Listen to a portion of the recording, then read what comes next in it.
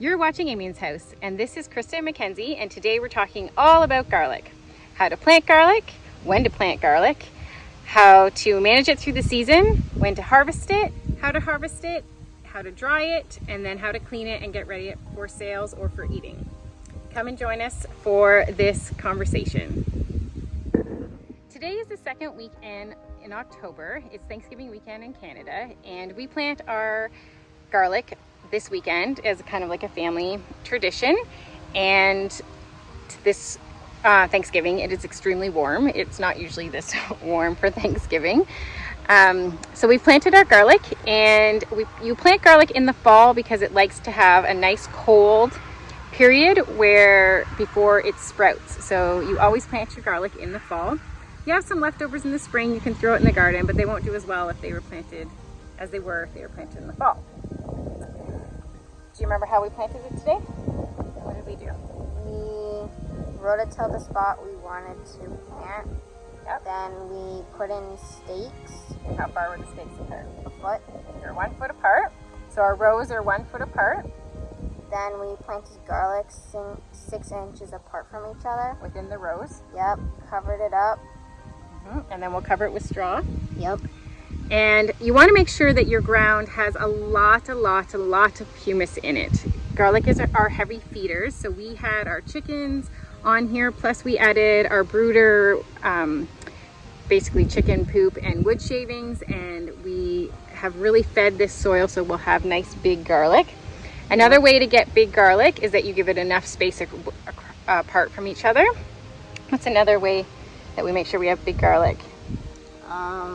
We feed it Comfrey water. Yeah, when we feed it in Comfrey, but that's not to the spring. We also choose our biggest seeds. So our biggest cloves is what we put in the ground. You don't want to choose your smallest cloves, you want to pick your biggest cloves. So just to recap how you plant, get your bed all prepared and ready. Rows are about 1 foot apart. Then you put your garlic about 6 inches apart, and then you cover them in straw or leaves or anything to help keep moisture in and get rid of your leaves. And then you won't need to do anything until the spring where you water. Yep. See you then.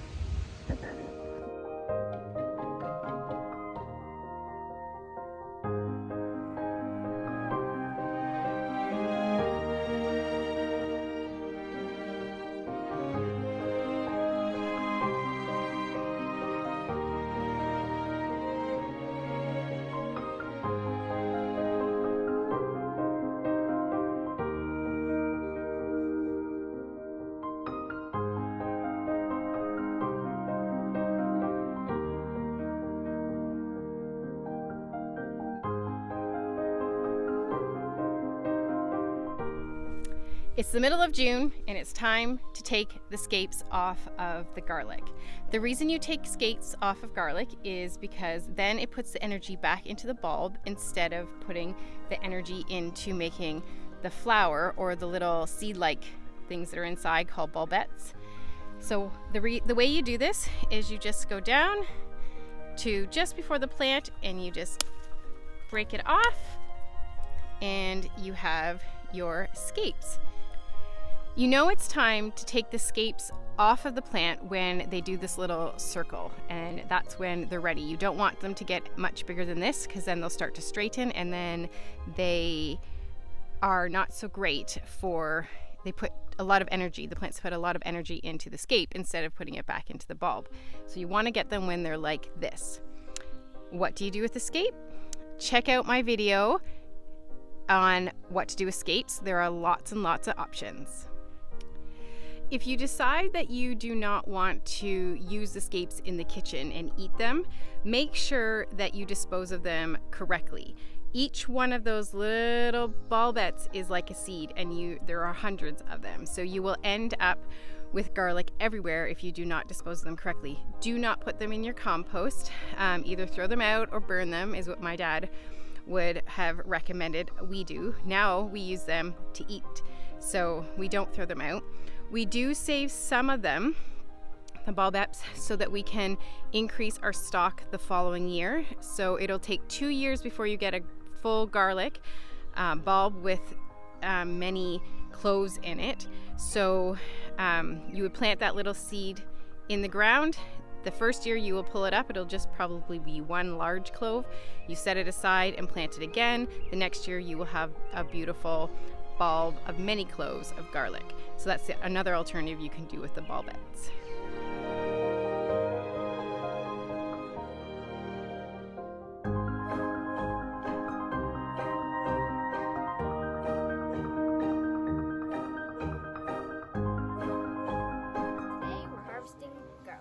July, and the bottom 3 leaves have died, so I'm going to check if the garlic is ready. Okay, I'm going to dig it up.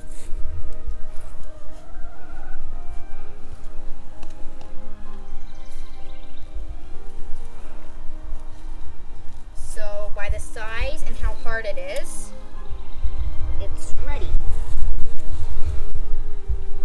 So it's fairly big, and when you press on it, it's not mushy.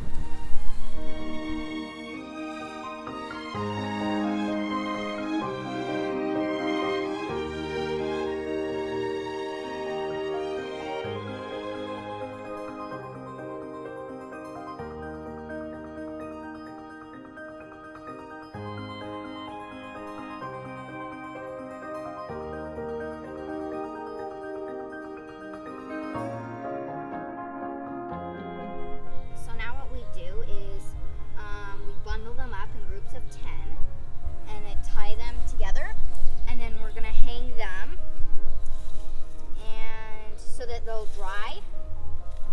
How long do they have to hang? 2 to 3 weeks. And then what do you do after that?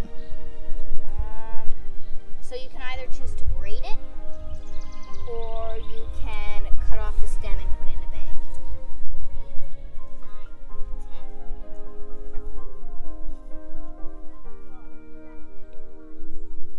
9, 10. Good job. Keep going.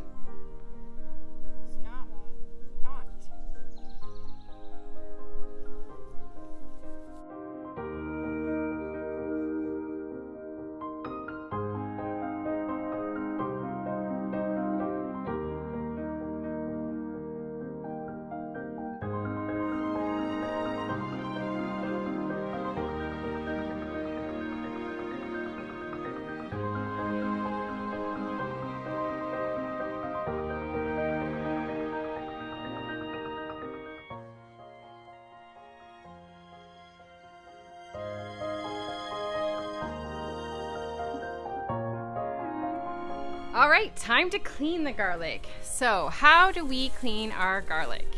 What we do is, it's been drying, so everything is dry. You take off the mud from the roots, and then you just basically peel off some of the outer layers to clean it, and you brush off all the dirt. You can peel it. And then we cut the roots off.